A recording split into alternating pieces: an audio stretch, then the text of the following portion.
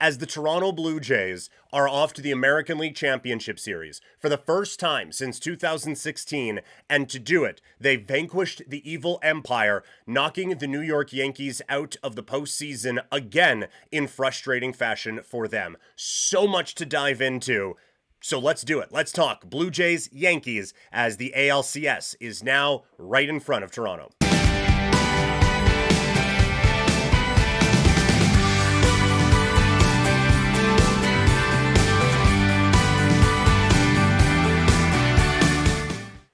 The American League Division Series for the Blue Jays and the Yankees is over. Toronto, with a 3-1 series win, they are off to the American League Championship Series, a series that, I will remind you, they have home field advantage in because of their having the best record in the American League in the regular season. And even with that best record, there was doubt, because of how September went and because of just who these teams are, right? Like the Blue Jays, even when they were going good the last, decade, there was this Yankees hurdle that you felt like you needed to climb. And even with Toronto winning 4 games in a row to wrap up the division, wrap up home field advantage in this series and in the American League portion of the playoffs, there was still this almost big brother, little brother mentality that a lot of people had. And it's okay, yeah, it's Vladdy, whatever. And sure, when you look at it, it is kind of a bad matchup for either side.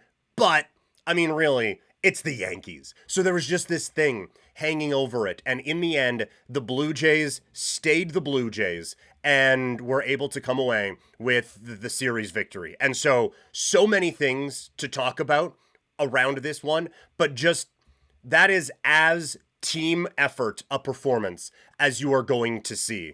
I can't remember a time or a team in baseball where it is 1 through 26 and everybody is out there doing their job and getting things done and getting this team to the next round. And so, like Schneider talking about in the thing, the bullpen game, and then Lucas and Straw. It really was. It was everyone doing something, and maybe not this game, but this series, everyone had a hand in it, and that is the difference between these two teams. And we'll talk about where the Yankees go from here in just a little bit, but the difference between these two teams is on the New York side, it really was how far can Judge drag this team. And on the Blue Jays side, it was all for one for all, and the superstar had a superstar level series. So it really was just the polar opposites of how these two teams were going to approach this series. And in the end, it was the Blue Jays coming away with it. And there are so many different areas to attack when looking at how the Blue Jays got here. I want to say, first of all, this was a masterclass from John Schneider. And I feel like I was pretty hard on him last year and the last couple of years. And, well, I guess even last year, it was more roster construction than management. But the last time this team was in the playoffs, John Schneider did not exactly shower himself with glory, right? And then the team threw him under the bus.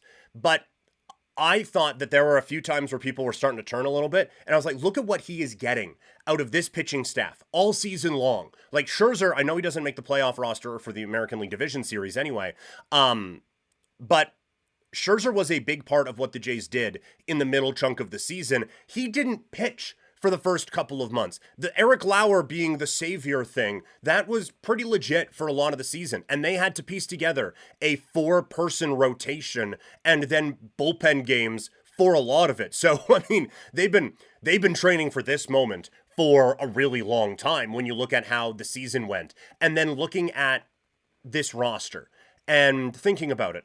Also, we do have Couch Potato Diary royalty in the house, as my wife is sitting beside me from the Vampire Fantasy League as wife.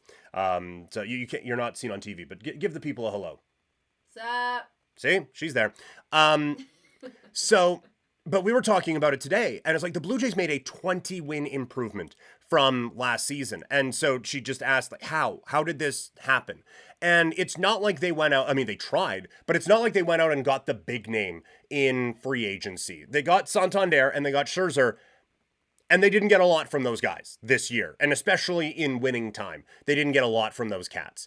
And so then, okay, how? Because Vlad played at an MVP level for the back part of last year. And I think it's a few things. One, I do think that last season where it went to shit and the Jays had to trade off a bunch of pieces, but Ernie Clement gets regular playing time.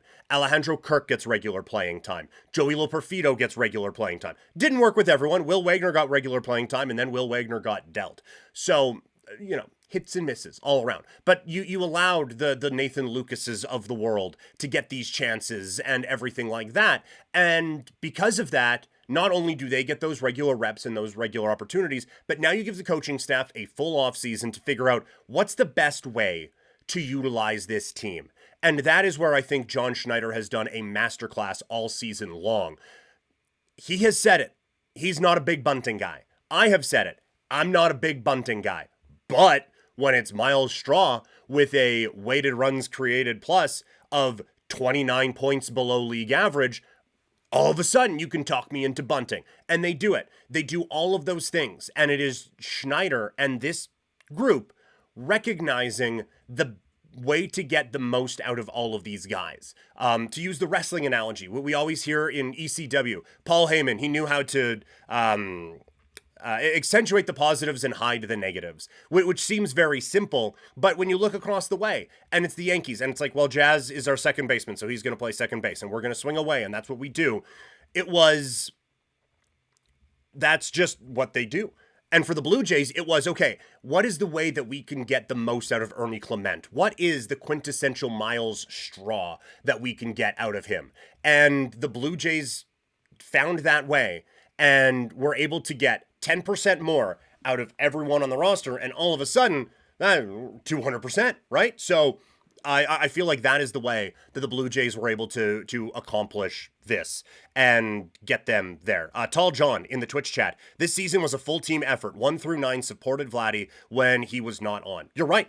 There were times, because Vladdy, he turned it on at one point, but it wasn't him. It was Springer for a lot. And then when it wasn't him, it was Kirk. And when it wasn't him, it was Clement and Lucas and Straw, just kind of keeping that line going. Jonathan Clase coming up and hitting a big hit against the St. Louis Cardinals. You could go through this lineup and figure out where everyone kind of slots in and where they had their big moment. And when you have a team like that, John Schneider and the coaching staff, managerial staff, they should be getting a lot of the flowers. And honestly, I have said for years now, that Pete Walker is the Blue Jays' secret weapon.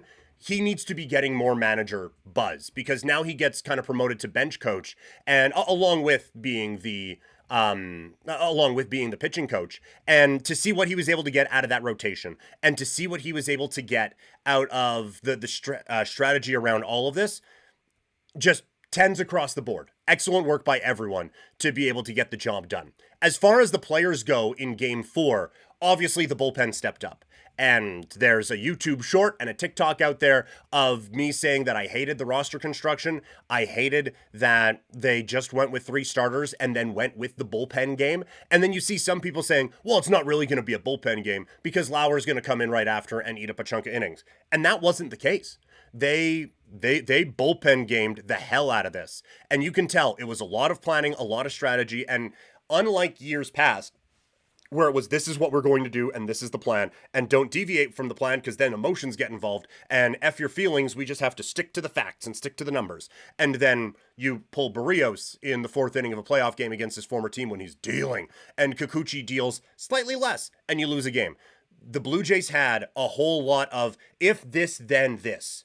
If that, then this. We want these guys to face these guys, but we want this guy in this situation. So Anthony Santander is coming in the 3rd by God inning to come in and get the job done. And it is just a fantastic summary of the season as a whole, where ego was checked at the door, right?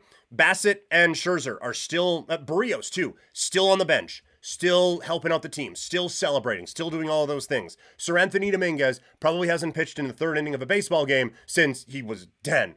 But it's everyone just comes in and does their job. And so Toronto had a game plan. They stuck to it masterfully, and then the pitchers executed in the ways that they needed to. So it absolutely worked, 100%.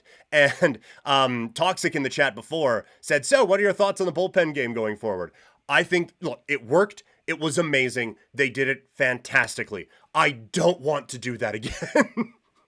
Maybe I'm just being stubborn. Maybe I'm just being stuck in my ways. But I would feel so much better if there was just a fourth starter there, and you could those great bullpen performances, spread them out over some of these games here a little bit, instead of just having to manage a couple of different spots so that you can save everybody up for this exact moment.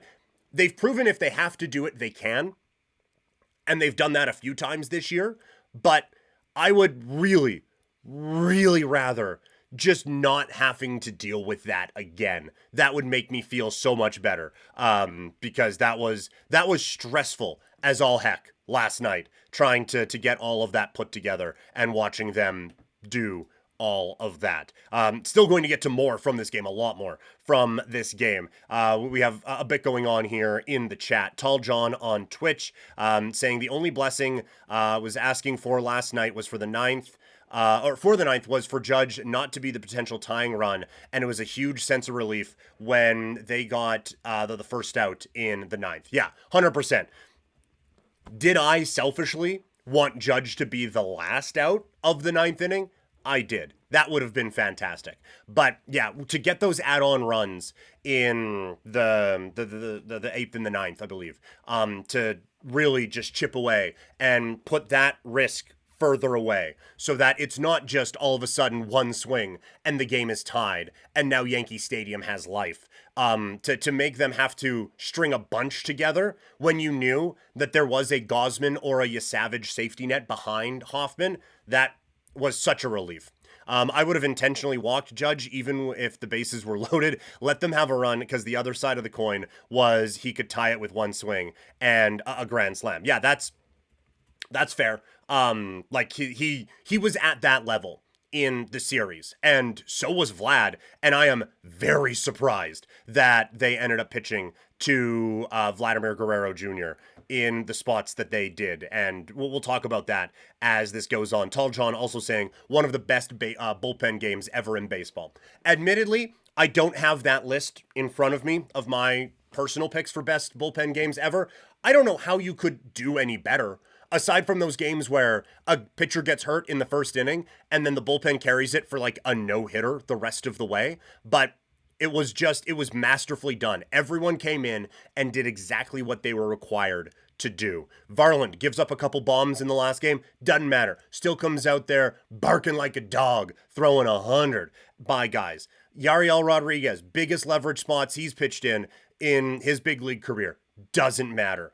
Hoffman was the one who kind of struggled the most out of all of that. No, just excellence. Excellence everywhere. Was so happy about this one. Okay, want to get to more of the chats here in a little bit, but talking about how they got better from last year. Toxic in the YouTube chat. Kevin Biggio gets traded for Braden Fisher. Yeah, it's moves like that, right? And we have got on this front office, and there will be a time to celebrate them. But they have made some moves like that, right? Where you've been able to just flip a 1-for-1, and all of a sudden, oh, did you really get that much back? Oh, well, you got one, and it's Braden Fisher, and now he's pitching in leverage in the playoffs, and they make a trade, and it's Lo Perfido that comes in and has some big moments for the Blue Jays. Like, it's those types of moves that help put the Blue Jays in this spot. So it really is, when you are a bad team and you're selling off at the deadline, this is kind of the blueprint now for what teams are going to be looking for, because of the way the Blue Jays were able to turn it around so quickly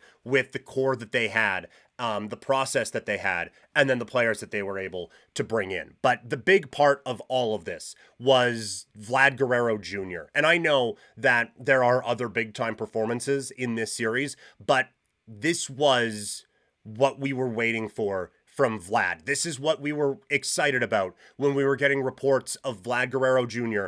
as a 16-year-old. And we were getting highlights of Vlad just mashing baseballs onto highways behind minor league ballparks across North America as he was coming up to the Blue Jays. It was this. It was for moments like Game 4, where it feels like all the momentum is against you. The Yankee Stadium is going nuts in the way that only Yankee Stadium can, and you deliver a first inning RBI single to get the ball rolling and get your team fired up. And he delivered. And it is so much fun to see a Blue Jay star, to see this kid too, who we've been following basically his entire adult life, to see all of this pay off against the team that he has just a deep, deep hatred for. It's just the best. It is so great. And it makes me wish that we had these moments with other Blue Jays of the past, right? Like my first favorite player was growing up. Like I was 3 when Joe Carter hit the home run. So he was my first favorite player. But of the formative baseball years that I had, my first favorite player was Carlos Delgado. And he didn't really get to have his flowers until he went to the Mets. And Roy Halladay, after that, didn't really get to have his flowers until he went to the Philadelphia Phillies. And then, like, Josh Donaldson got brought in from Oakland. He had already been receiving MVP votes. Bautista, it was a whole lot of just like, where did this come from? And it kind of burst onto the scene. So we haven't had this kid that we followed now get this kind of national attention. And so for him to get this and for him to deliver after a few playoff failures, right? Getting picked off at second base against the Twins and losing against Seattle 8-1 to 9-8. For him to deliver in this way, and now for him to get the national recognition of being one of the best players in the world is really awesome to see. And I am so happy that he is doing this. And then again, from a franchise standpoint, this is why you lock this guy in. This is why I posted a video freaking out after his deadline had passed that the Jays hadn't signed him to an extension, saying that the Jays need to fire everybody and do all of those things. They're able to lock him in, and now he has delivered on the promise that we have been waiting for so long. Yeah, just loved it. Tall John, last time I've seen a Vladdy in person was at an Expos game in Montreal. He was also awesome. That's fair. I haven't seen this Vladdy in person yet. I need to. I did see Daddy Vladdy when he was with the Rangers coming through Toronto at the end of his career. My dad was out visiting and we went to the game and got there early to watch batting practice and have Vladdy just hitting nukes. And I missed catching a ball of his. In my mind, it was like fingertips away. It was probably like 6 to 8 feet down from me, and I would have fallen into the bullpen trying to get it. But it was still fun to see that. And it's fun to see all these guys, like Ortiz, and then you see the picture of Vladdy with Poppy and the 2010 home run derby. Pedro Martinez is his godfather, and you're seeing all these guys giving him all of this. It's just the best. Toxic in the chat. It's incredible that we started the season without a Vladdy contract to this. Yeah. Remember that? Like, I'm pretty sure, Toxic, you were in the chat when Vladdy, the deadline had passed. And it was like, they're going to lose this guy for nothing. Like, what do you do? And if you can't get a contract done with him, well, then you're simply fired. Like, there's no other way around it. And now he has signed long-term. And it did kind of give you a bit of a, okay, some of the pressure is off. And oh, look at that, they're in first place.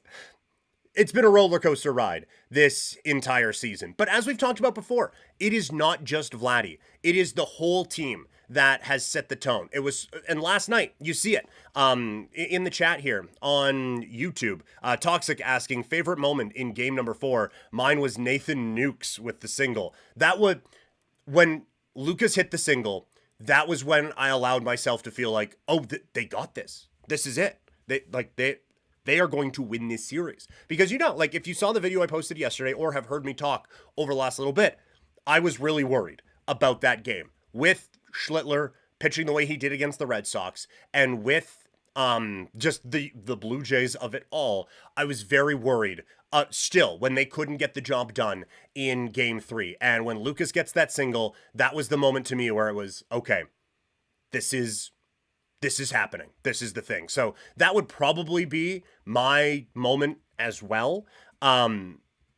Yeah, I can't think of another one off the top of my head. Vladdy getting the single in the first inning to just put you at ease and let you know that, hey, we're not just going into that dark night. We're going to come out here and we're going to fight. But again, it's Lucas getting the single. It's Straw getting an add-on run. It's a ball hit hard up the middle that Jazz Chisholm boots off into center field. It's Alejandro Kirk getting a fly ball for a sac fly, driving a run in. It's 8 different bullpen guys coming in and doing their job and taking care of things. And I've already done it this show, and I've done it a lot.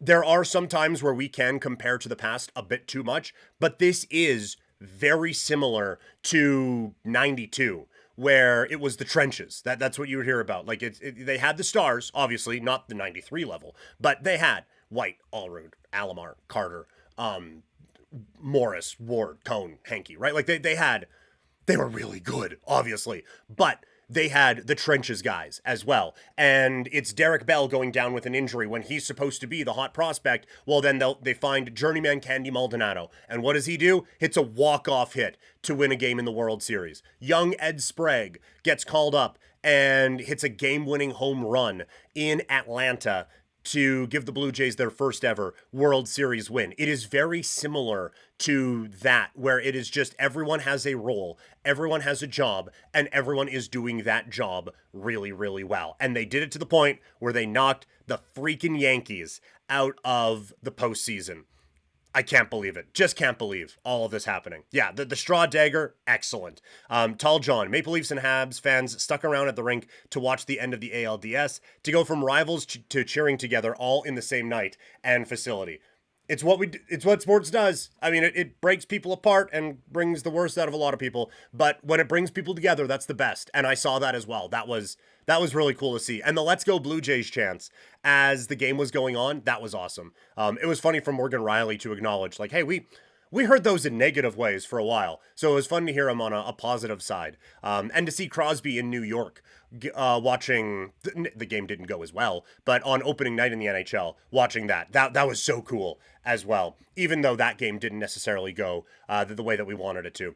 Toxic in the chat, favorite moment from the series? Mine was Vladdy Grand Slam at home. That is an all-time Blue Jays moment now. And seeing that over the last little while, and just seeing, like, it is grooved right in, and he hits the tar out of that thing, and just an absolute, no doubt about it, home run. Like, it is in the pantheon of the bat flip, and Edwin Encarnacion taking the bird for a walk after the walk-off win against the Orioles. And it, like, I still hold the stuff in 92 and 93 in higher regard because it ended with trophies.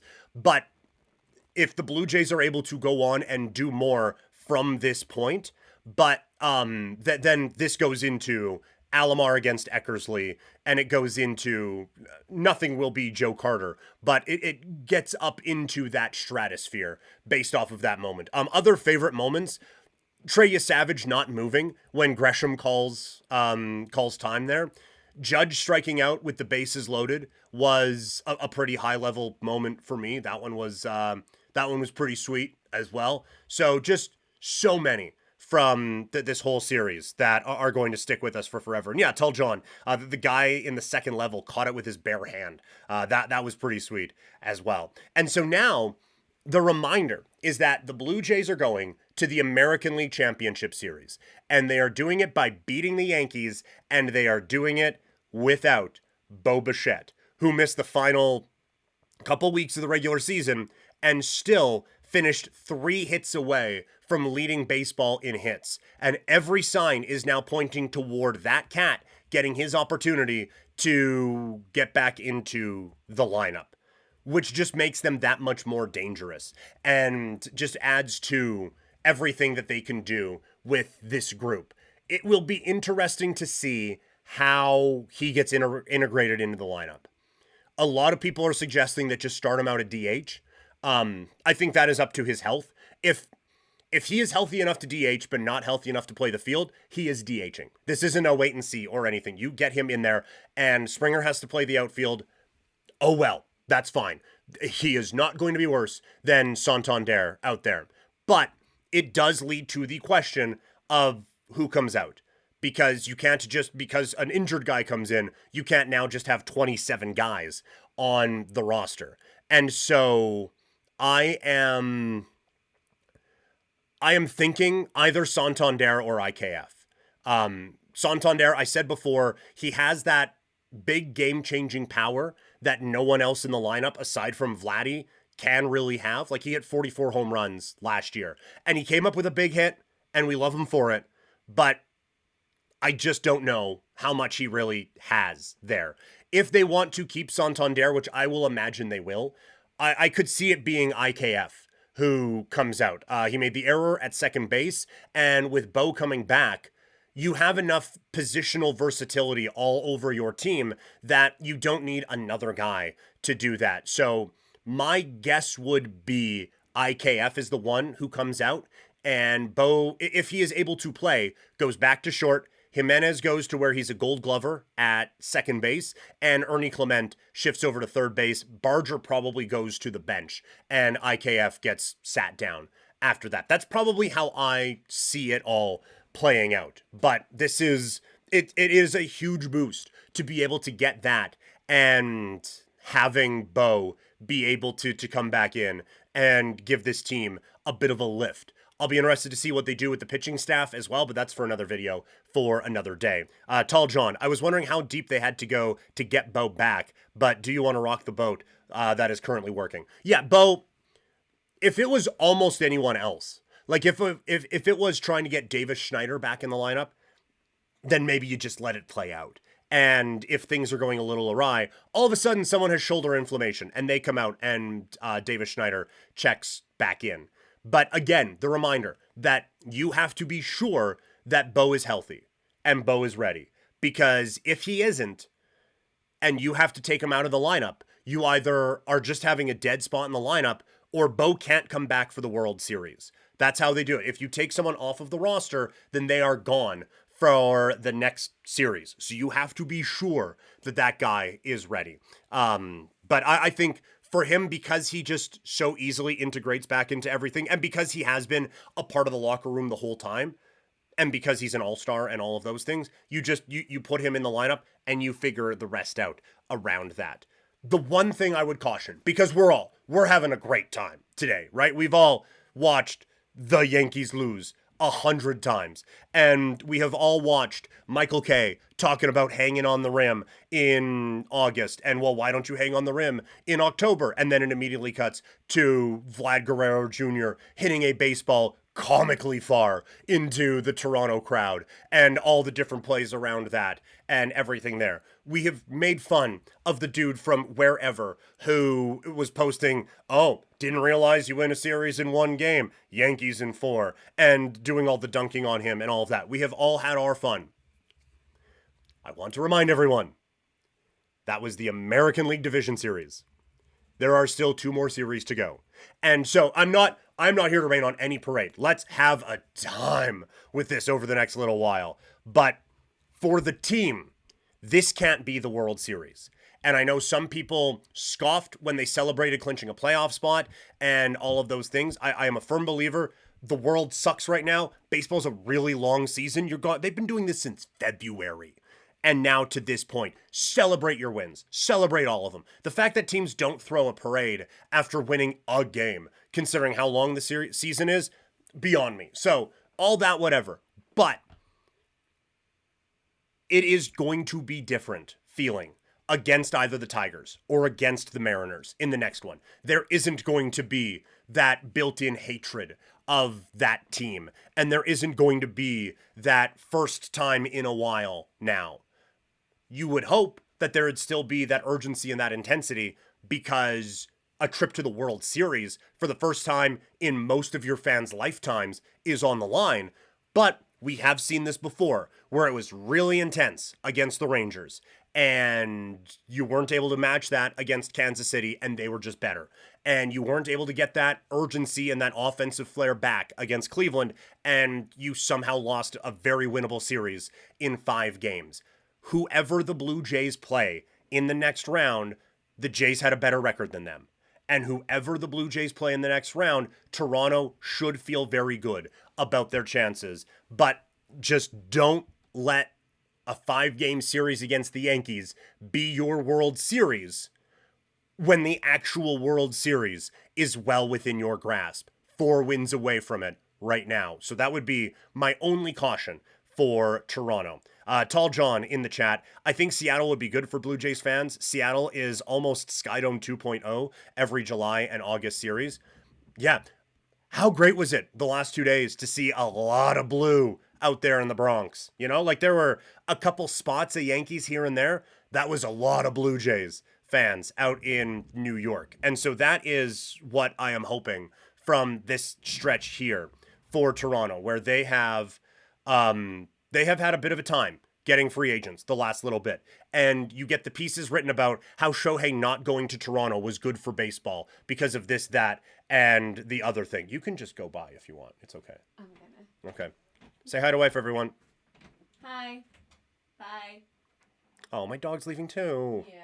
Oh. Back. Okay. Don't worry, we'll be fine. All right. I'm gonna leave all this in. What was I talking about? Oh, right. Everyone going on about how Shohei this, that, and the other thing. No, that this is not that friendly. Don't do that. Looking at how everyone reacted when Shohei didn't come to the Blue Jays, and how everyone just basically mocked again when Soto didn't come to the Blue Jays. And then Roki Sasaki and all of that. Like, it was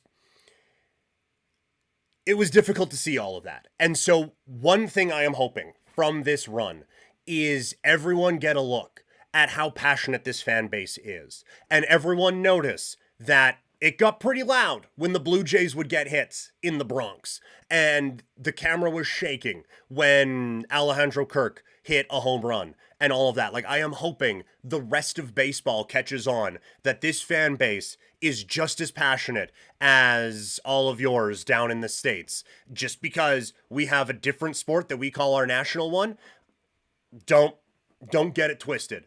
This is Blue Jays country. This is baseball country. We just haven't had a chance to prove it a whole lot over the last little while. So I'm so excited that we get to show off in that kind of way. Tall John, I'm in Calgary, and the Toronto-Seattle series is still on my bucket list of things to do. So are the Stampeders, but, you know, priorities. Fair. Yeah, I still haven't been able to go to a Toronto-Seattle series. I need to. Admittedly, a venture down south doesn't seem like the ideal thing to do for the next couple years or so, but still feeling that. Still have to get to that at some point, absolutely. But yeah, like, both matchups are fun. Whether it's Seattle, like we've been talking about, there's a travel thing that makes it pretty easy. If it's Detroit, it's fun too. Like, again, I am older than what I would presume to be a few watching this anyway. And so for me, I still wasn't around during the Blue Jays Tigers heyday, but I was close enough in age to it that my parents have told me enough about it that it feels like I was there. When you look at the history of the Blue Jays, like, I know the Yankees are the ones now, but the Tigers were the first to be like the first big rival of Toronto, with a bunch of division battles. 87, where it comes down to the last week of the year and the Jays can't get it done. In all-star games, Sparky Anderson running through Tom Hankey and a bunch of that, and just like the back and forth that those two organizations had. If there was a wild card round at that time, those two teams would have played every year in the playoffs. So to rekindle a classic rivalry would be a whole lot of fun in all of this as well. And just one last thing about this, and then we'll get to the rest of it. Tall John, Gen X are here, so I saw the Expos in the heyday. I remember watching the Expos as well, for sure. And it was kind of fun when we finally got Blue Jays Expos in interleague play. But yeah, can't wait for the Netflix documentary to come out on the Expos there. Dog's coming back in too, right? Hey, Bellini. Okay.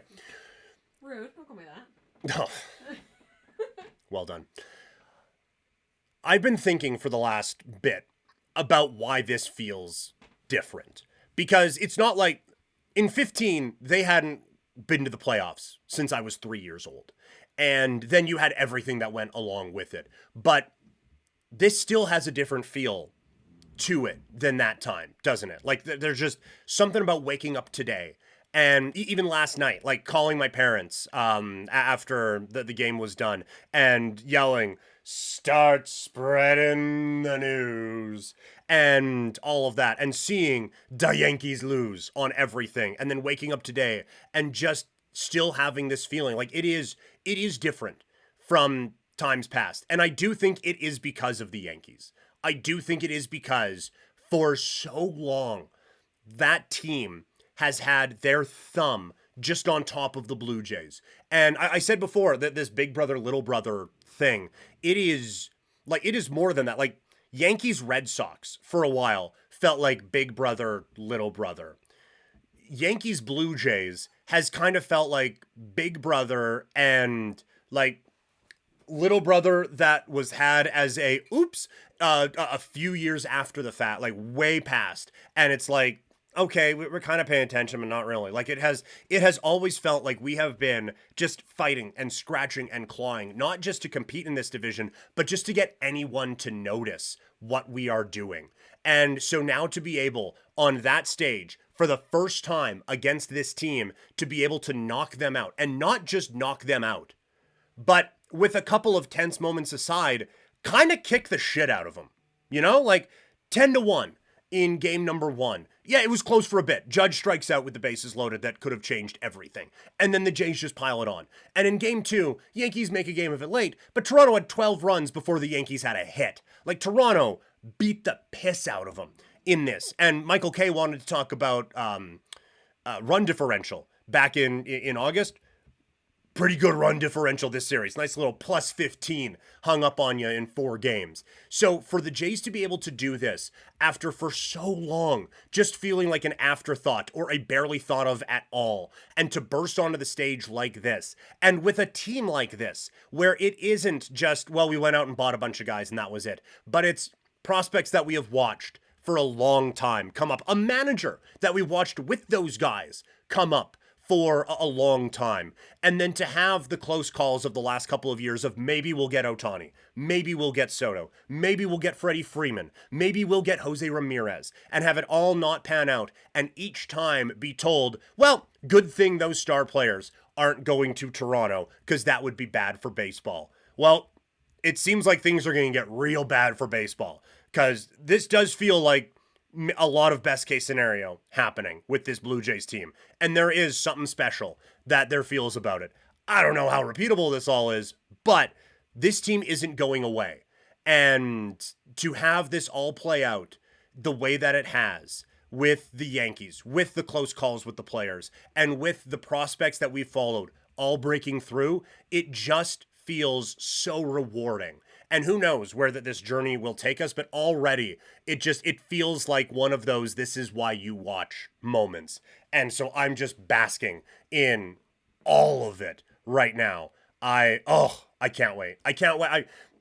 I was saying on social media, I think, I am so excited that the Blue Jays now get to sit and watch as the Mariners and the Tigers hopefully go 27 innings in Game 5 of the American League Division Series. I also wish they were playing today, because I want to keep watching this team. And it's wild that you can go through 162 games of watching this team and then still be wanting more. But that's where I am at with all of this. So keep it coming in the chat. This has been a whole lot of fun chatting about the Blue Jays with everybody here. I just want to make sure that I haven't missed anything in the chat. Connor D asking about my favorite Saskatchewan wide receiver. We'll get to that in a little bit, Connor. I just have to, gloat about all of this Blue Jays thing happening here. Tall John, a lot of expats live in Manhattan and showed up big time last night. Fair enough. Pretty quick jaunt over there. And I do know a few people, because I lived in Toronto for a bit. I do know a few people who went down for the game as well. But yeah, there's a lot of Toronto that's down in New York. And Toxic summing it up perfectly. Job's not done, but boy, this feels great right now. Yeah, I would love to have it in me to be the Kobe, the Mamba mentality of, hey, Kobe, you're up 2-0 in the finals. Can you smile at all? Job's not finished. But if you didn't finish this job, then the other job wouldn't be available to be finished. So I'm going to enjoy that they finish this job off. All right? All right. Keep it locked with everything on Couch Potato Diary by following me on social media. I am at Primetime Klein on Instagram, X, TikTok, Threads, and Blue Sky. Tweeted out a picture of a very young me in a Blue Jays themed photo shoot that I did with my family back when I was a wee little lad to show how deep these roots really go.